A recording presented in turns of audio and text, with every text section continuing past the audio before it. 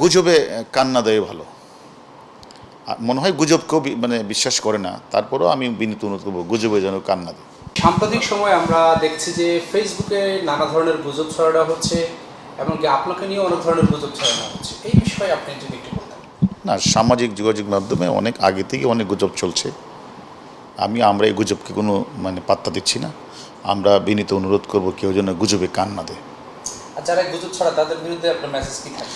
মনে করি যে যারা গুজবটা ছড়াচ্ছে ফেসবুকে বা বিভিন্ন জায়গাগুলিতে, যদি তাদের বিরুদ্ধে কেউ যদি আইনগত ব্যবস্থা নিতে চায়, তারা থানায় নিতে পারবে।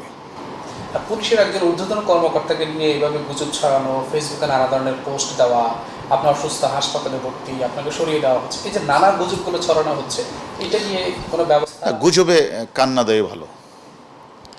মনে হয় গুজবকেও